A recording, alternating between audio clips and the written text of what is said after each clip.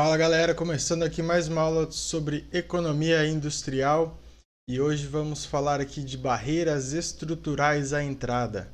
Conteúdo que está no capítulo 7 do livro do Kupfer. E aqui ele começa fazendo uma introdução ao capítulo sobre os estudos que haviam antes das concepções atuais sobre barreiras estruturais, para mostrar ali depois como que os modelos vão reinterpretando a teoria econômica para trazer ela mais próxima da realidade.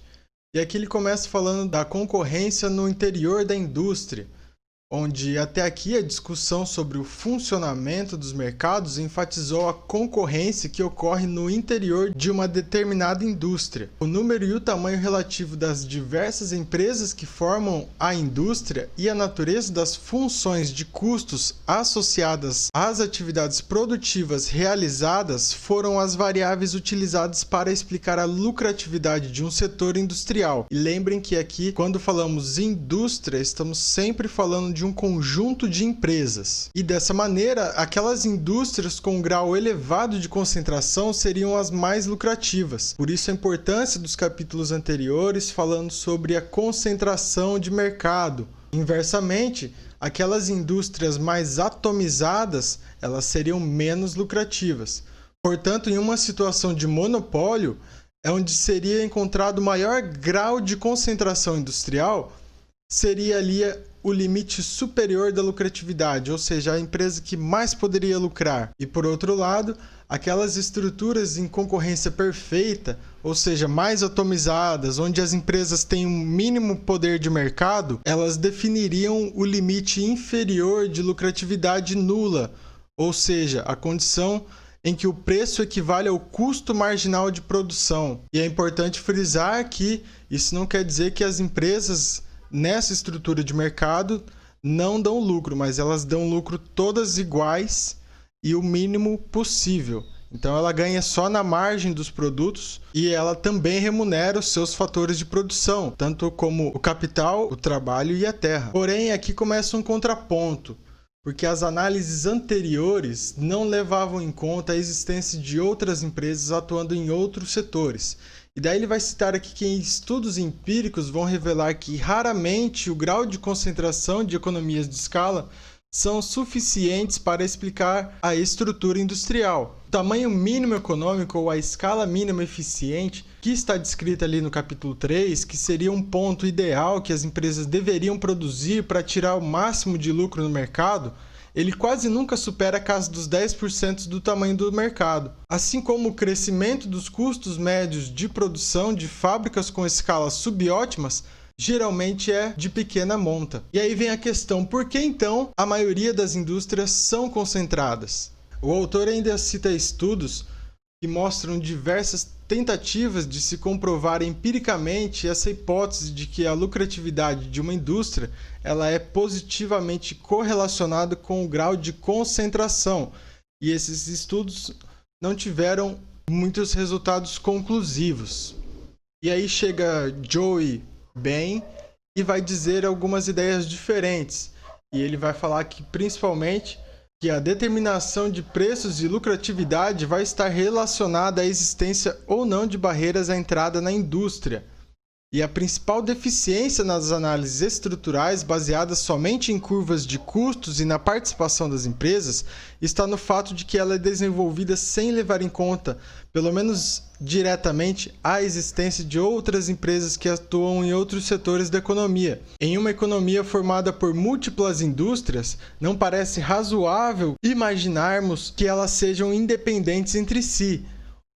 Então, o trabalho pioneiro ali de Joey Bain nas décadas de 40 e 50, ganharam um corpo nas teorias da economia industrial, onde que a ideia é de que o principal fator na determinação de preços e na lucratividade da indústria vai estar relacionado à facilidade ou à dificuldade que as empresas estabelecidas encontram para impedir a entrada de novas empresas, isso é, a existência ou não de barreiras à entrada na indústria. Então, pouco a pouco, os autores aqui eles vão melhorando aquelas condições que nós vimos nas aulas de estrutura de mercado.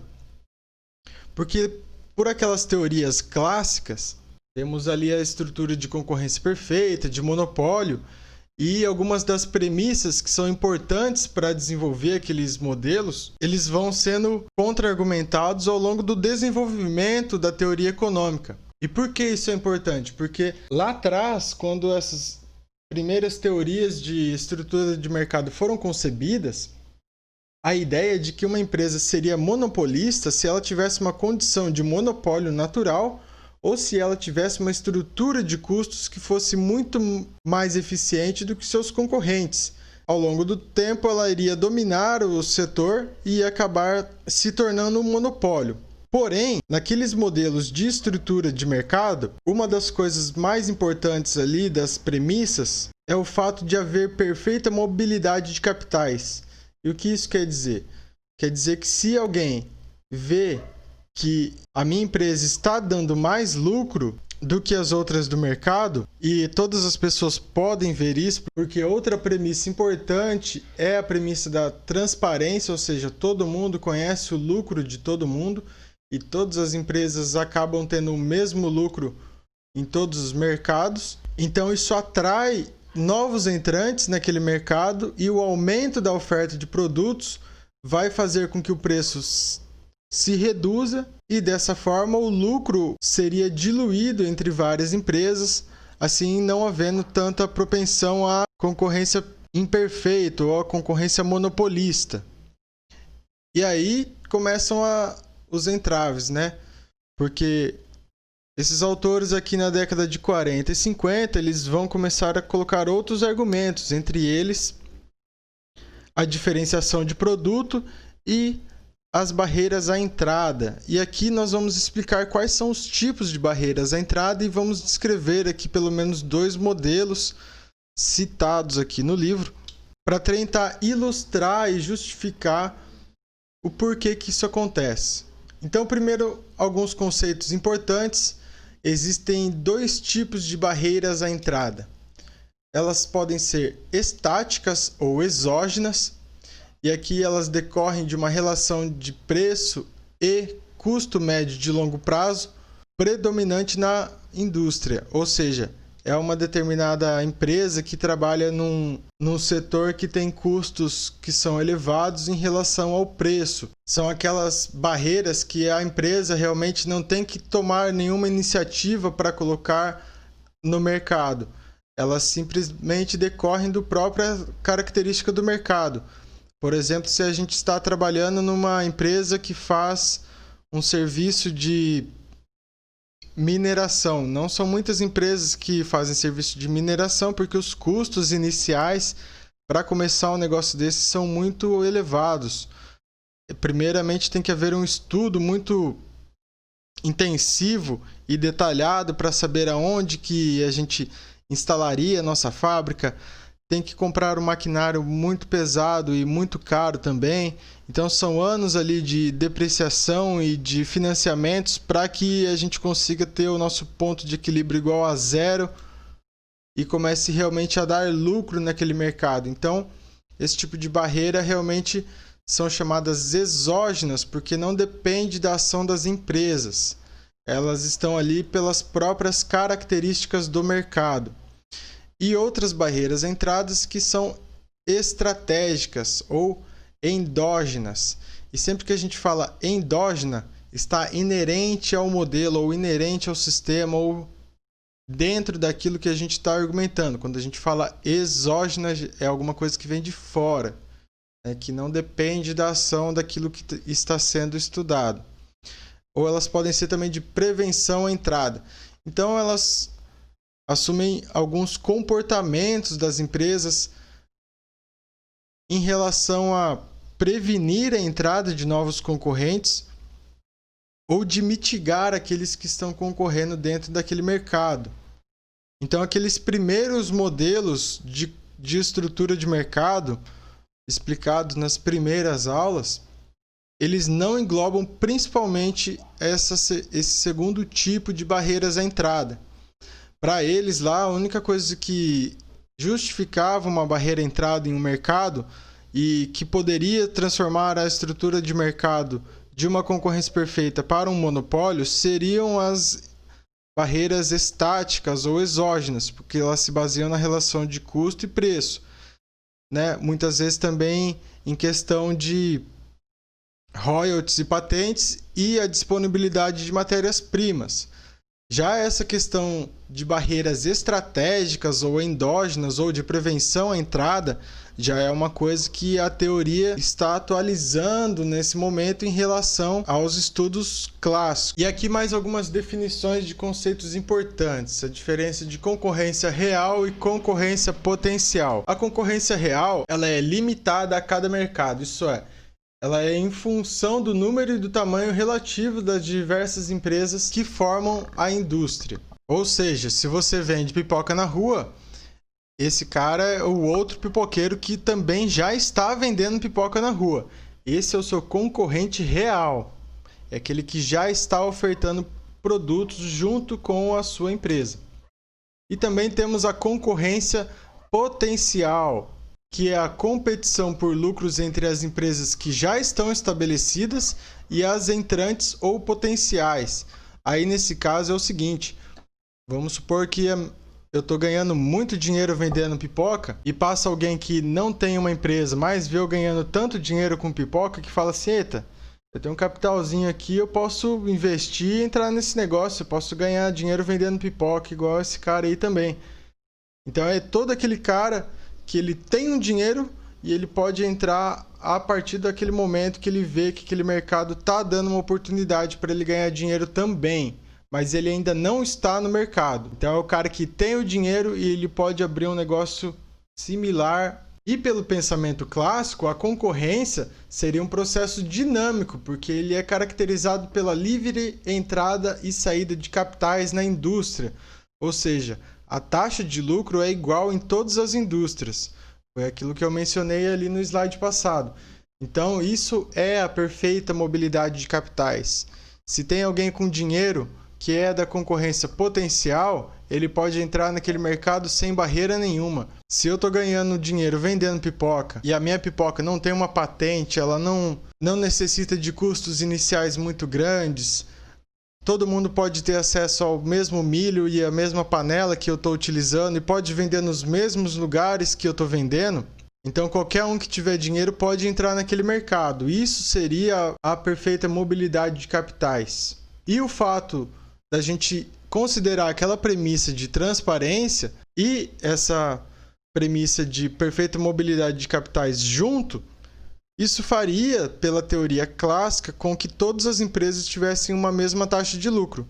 Porque se eu estou ganhando dinheiro na pipoca e o cara que está vendendo sorvete não está ganhando, ele pode começar a vender sorvete, ele pode parar de vender sorvete e começar a vender pipoca.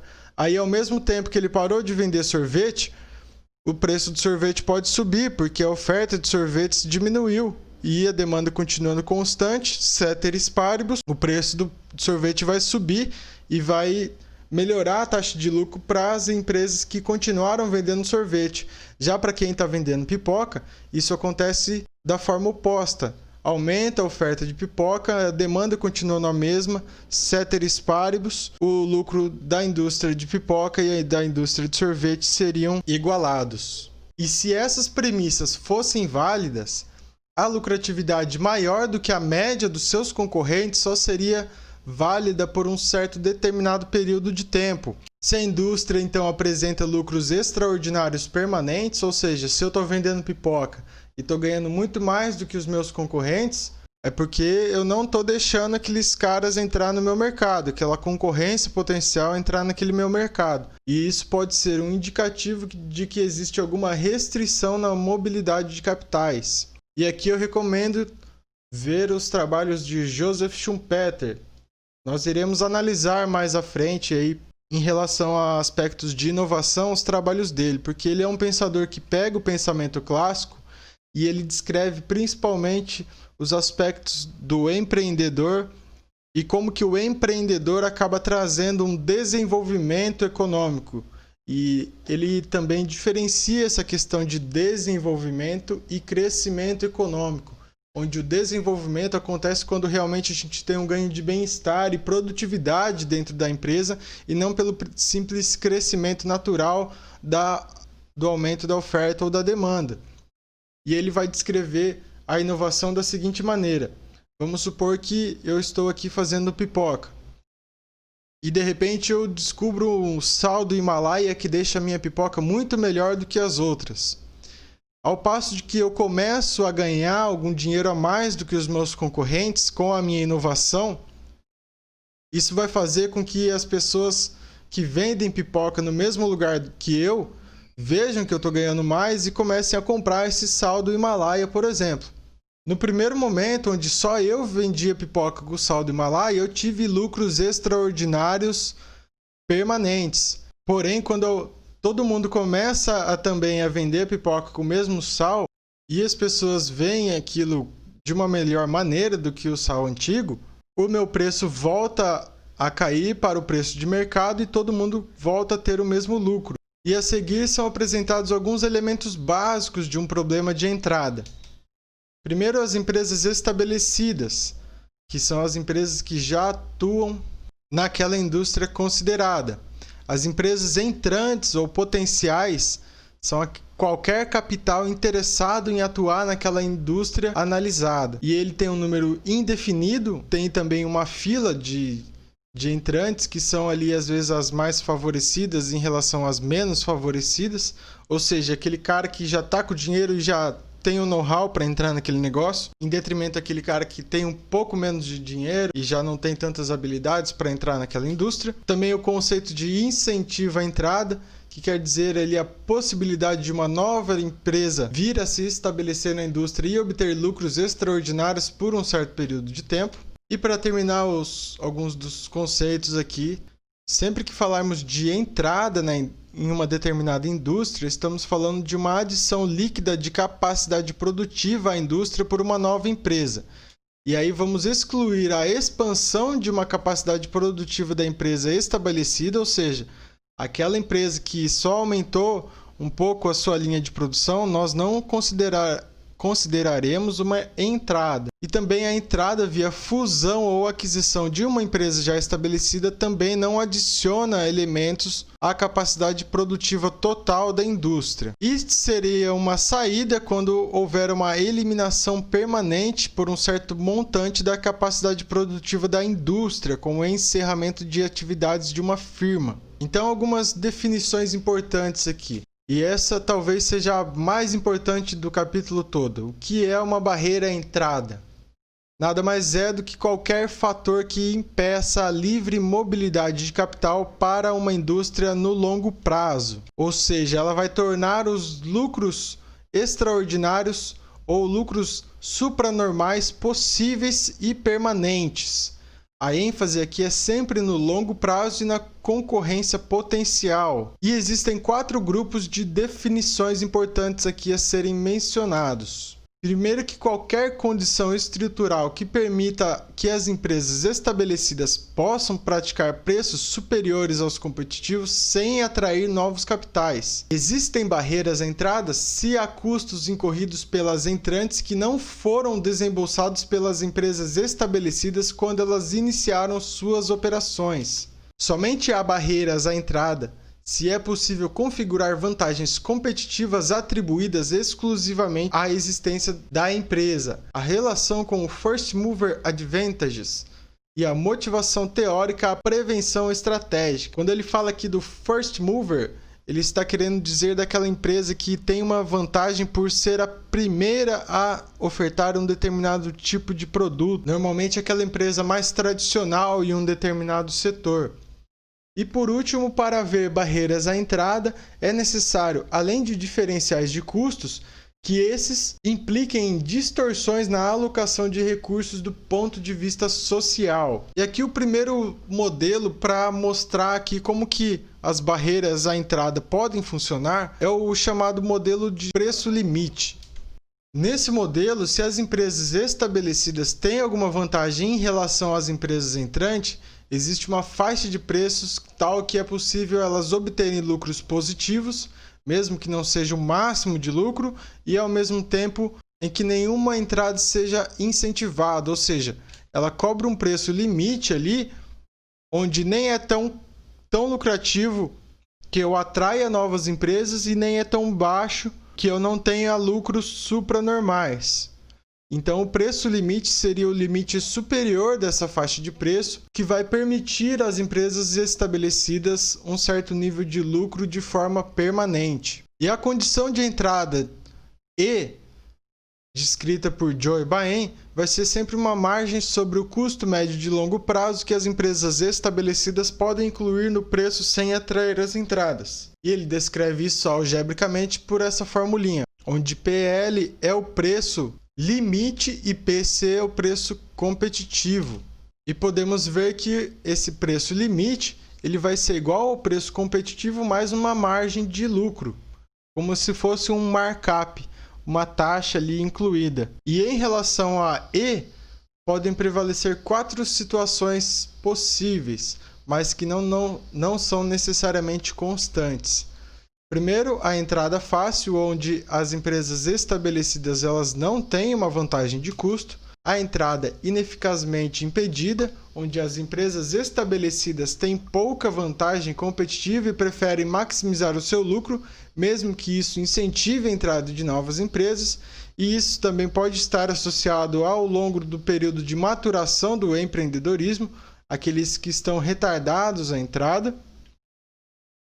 Podemos ter a entrada eficazmente impedida, onde as empresas estabelecidas têm vantagens competitivas significativas, mas preferem praticar o preço limite ao invés da maximização dos lucros. E a entrada bloqueada, onde as vantagens são tão grandes que o preço de maximização dos lucros é menor do que o preço limite. E a entrada bloqueada, onde as vantagens são tão grandes que o preço de maximização de lucros é menor do que o preço limite. Então ela pode realmente cobrar aquilo que maximiza o seu lucro, que isso ainda tem margem suficiente para não atrair novos entrantes.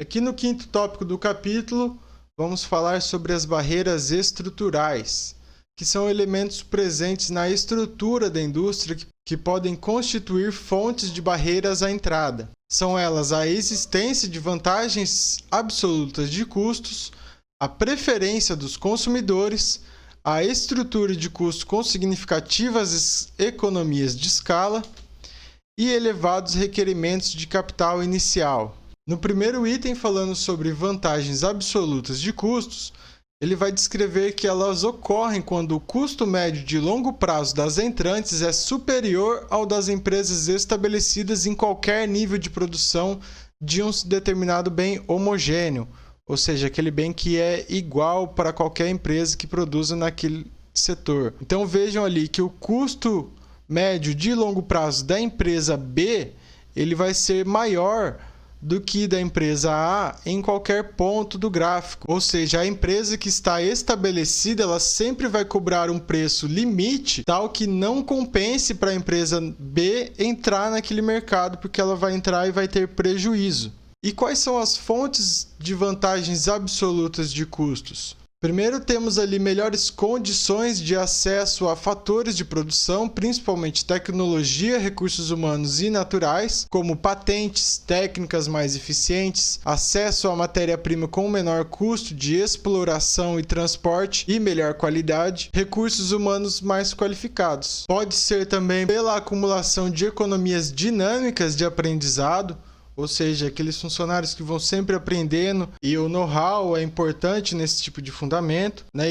E isso acaba estando também relacionado aos recursos humanos mais qualificados. Podemos ter também o caso de imperfeições do mercado de fatores, ou seja, a avaliação inexata do risco do mercado de capitais, ou seja, onde a taxa de juros são inferiores ou prazos são mais longos para as empresas estabelecidas. Um exemplo aqui é a loja da Havan, por exemplo. O velho da Havan conseguiu um financiamento no BNDES de milhões de reais para expandir as suas atividades. Se eu, que sou uma concorrência potencial, chegar lá com o meu dinheirinho e pedir para o BNDES fazer um financiamento igual para mim, eles provavelmente não vão me dar. E isso seria um exemplo de imperfeições no mercado de fatores. Porque o velho da van, ele tem algumas garantias a mais do que eu, para não dizer todas as garantias a mais, e ele consegue dinheiro muito mais fácil do que um reles professor. E por último, podem ser ali vantagens estruturais ou estratégicas, que são as vantagens de custos que podem ser modificados por estratégias específicas das empresas. Dentre elas, podemos ter uma integração vertical, onde controlamos o mercado de insumos ou a proliferação de produtos. E sempre que falamos em integração vertical, estamos querendo dizer que aquela empresa está comprando os seus fornecedores ao longo da cadeia produtiva, ou seja, ele vai controlar a matéria-prima, a transformação e a comercialização até o consumidor final. E as vantagens absolutas de custos, elas também podem ser modificadas e até anuladas pelas empresas entrantes, se, por exemplo, a empresa entrante ela tiver uma tecnologia melhor do que as empresas estabelecidas. Elas também são consideradas pouco relevantes e associadas a um conjunto limitado de setores. Então, por mais importante que sejam as vantagens absolutas de custo, não é uma coisa que a gente vê empiricamente com maior frequência do que os outros tipos de barreiras à entrada. O segundo tipo aqui são as economias de escala. E considerando estruturas de custos iguais para as empresas estabelecidas e as entrantes e um produto homogêneo, as condições para esse tipo de economia de escala são a escala mínima eficiente não negligenciável em comparação com o tamanho da demanda de mercado e a elevada inclinação da curva de custos na região de escala subótima. Então essa primeira condição vai dizer que para você atuar naquele mercado, você tem que produzir um tanto mínimo de escala que se você não produzir aquele X, não compensa você atuar naquele mercado que você vai ter prejuízo. E essa questão da elevada inclinação da curva de custos na região subótima quer dizer que se você não produz um determinado número X de produto ou de serviço, não compensa realmente você exercer aquela atividade. Como, por exemplo, a construção de uma hidrelétrica. Se ela não atender aquelas tantas determinadas cidades, não compensa realmente eu produzir uma empresa que gera energia com uma hidrelétrica. Então tem uma demanda mínima que é muito grande. E aqui algumas hipóteses da entrada das empresas. Primeiro, a entrante opta por uma escala subótima, onde as empresas estabelecidas poderiam adotar um valor E correspondente ao diferencial de custos a seu favor e somente aplicável em situações particulares. E o segundo tipo é a potencial decide entrar operando na escala mínima eficiente, ou seja, aquela empresa que acabou de entrar no mercado, ela já vai produzir uma escala de produtos que é suficiente para trabalhar nos custos mínimos da indústria. E aqui vem um negócio chamado postulado de silos, que é a hipótese de Silos-Labine de não resposta em quantidade. E nesse ponto, as análises estruturais do problema de entrada geralmente aceitam que a relação mais provável das empresas estabelecidas é a chamada não resposta em quantidade.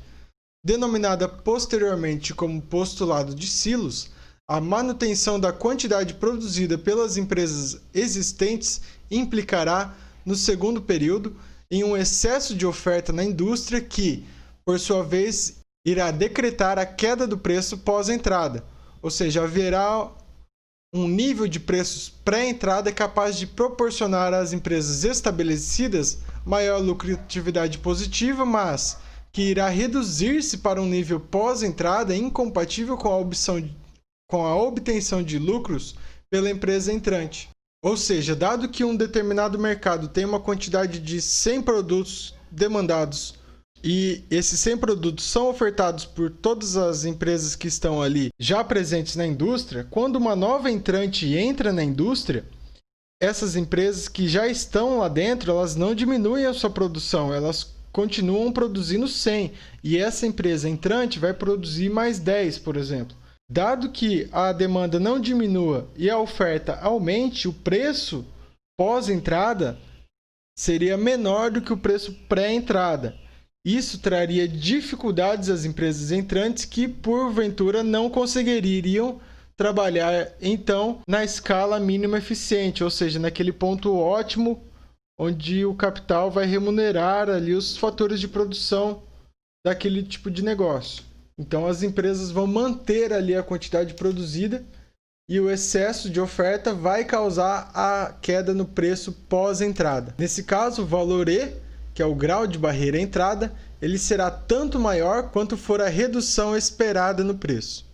Então, esse valor é diretamente proporcional à relação de produção da quantidade de escala mínima eficiente sobre a quantidade competitiva e inversamente proporcional à elasticidade de preço da demanda. E quando falamos da elasticidade de preço da demanda, estamos falando do grau de inclinação da curva de demanda em relação ao preço. Então, esse postulado de Silos, de não resposta ao preço, vai partir da hipótese de que as empresas estabelecidas reduzam o seu nível de produção para manter a oferta total inicial inalterada, ou seja, com uma acomodação produtiva da entrante.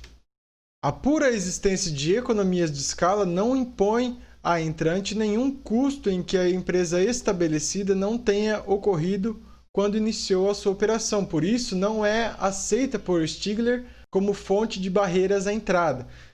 Se as economias de escala implicarem em barreiras à entrada e isso provocar uma concentração industrial, ocorre uma perda de bem-estar. Se não implicar uma barreira à entrada, a concentração pode estar associada a uma condição para que haja a minimização de custos, é o caso ali do monopólio natural. O terceiro tipo de barreira estrutural é a diferenciação de produtos. Ela é tida como a mais expressiva entre as fontes de barreira à entrada, porque ela é mais frequentemente vista e observada empiricamente. A barreira por diferenciação ocorre se há lealdade dos consumidores para com os produtos vendidos pelas empresas estabelecidas. Então, as entrantes têm que vender a preços mais baixos para deslocar a preferência das empresas estabelecidas. Então, a curva de demanda da entrante ficará abaixo e à esquerda da curva de demanda das empresas estabelecidas. É o caso, por exemplo, da Coca-Cola, do iPhone, de algumas marcas de carros e computadores.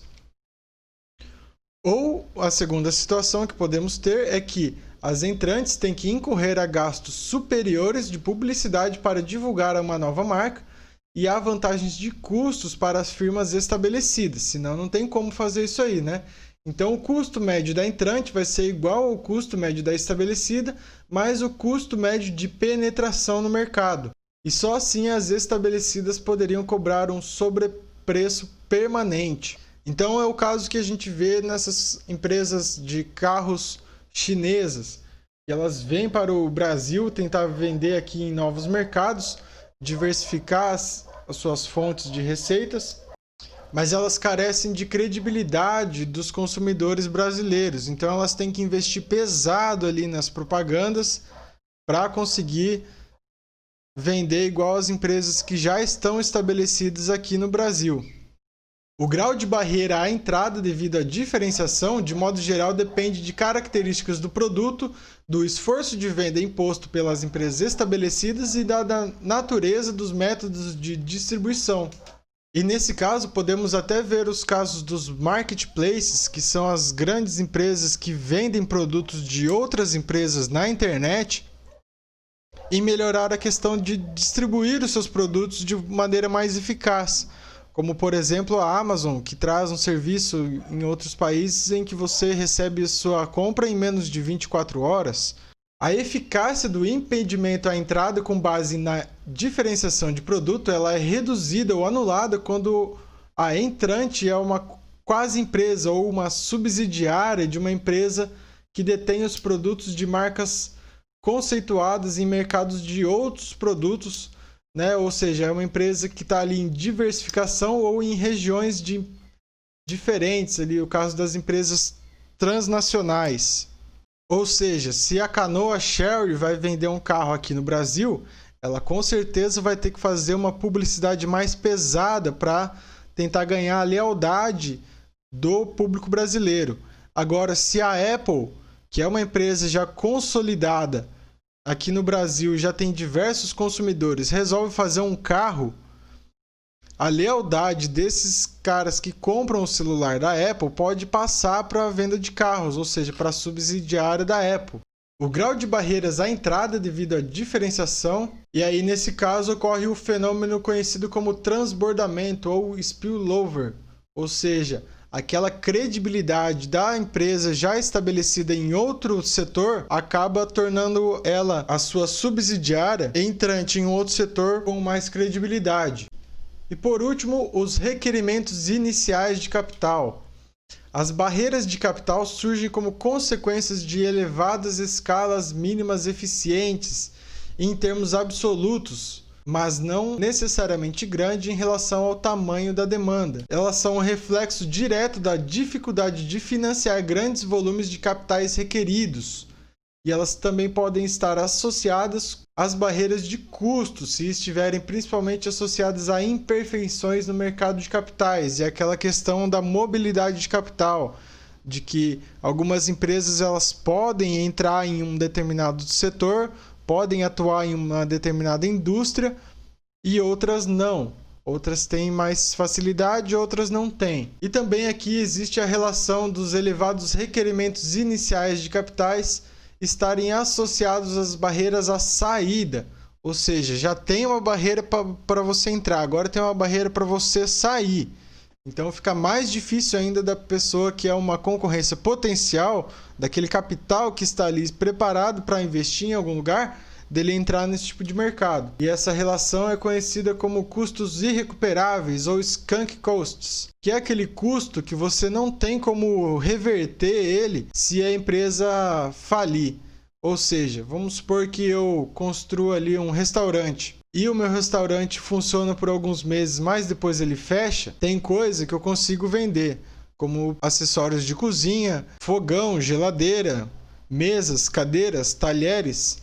Porém, se o meu prato tiver o logo da minha empresa, eu não consigo vender ele. O cardápio que eu elaborei também não pode ser vendido, porque é um custo ali irrecuperável. E tudo que tem a minha marca ali associada também é mais difícil de vender. Nas empresas relacionadas à tecnologia da informação e comunicação, as barreiras de saída são muito presentes. Porque se você faz a programação de um aplicativo, por exemplo, todo aquele custo que você dedicou para programar aquele aplicativo, ele não tem como ser revendido ou repassado para outra empresa se a sua empresa falir. Aquilo lá vira lixo. Então isso faz com que os custos de saída sejam muito maiores. E o último tópico desse capítulo fala especificadamente sobre barreiras às saídas. E ele apresenta aqui os modelos de contestabilidade. As barreiras à saída, então, elas decorrem da existência de custos que as empresas arcam para encerrar a sua produção. Para a teoria da contestabilidade, a estrutura da indústria é o resultado da determinação dos planos de produção das firmas.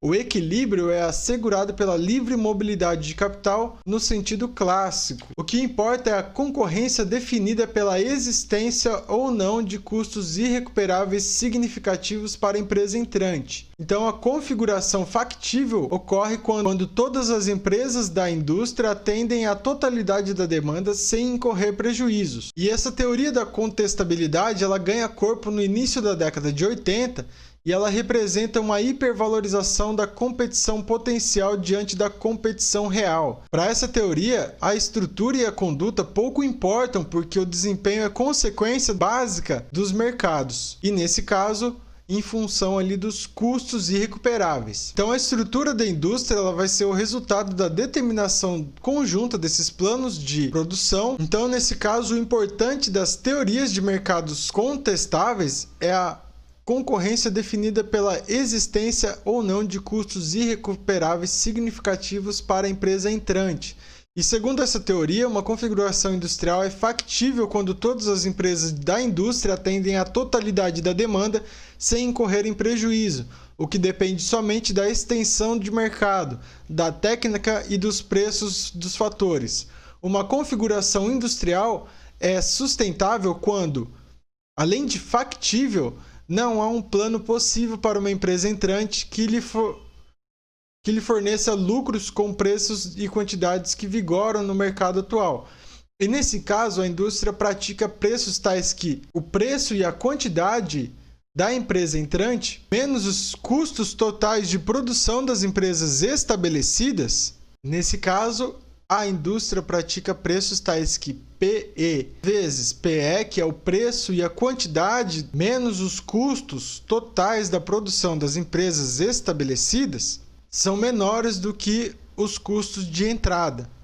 Então, preços não sustentáveis seriam a princípio temporários, isso é, toda a configuração industrial não sustentável estaria em desequilíbrio e tenderia para uma configuração sustentável, e a exceção ocorreria se as empresas entrantes tivessem receio de que as empresas estabelecidas reduzissem os preços para o nível sustentável após a entrada. Mas há, no entanto, uma condição estrutural suficiente para assegurar que o equilíbrio da indústria ocorra sempre com configurações industriais sustentáveis.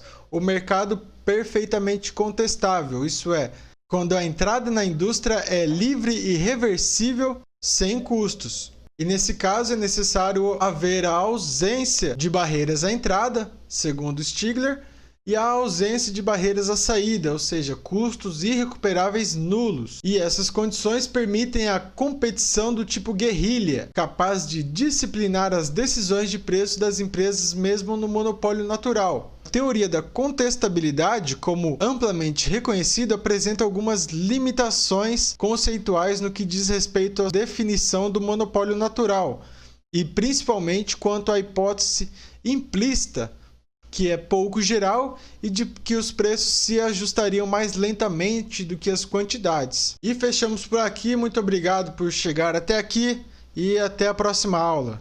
Deixe seu like, sua curtida e tudo mais, e suas dúvidas aí no comentários ou entre em contato comigo. Valeu!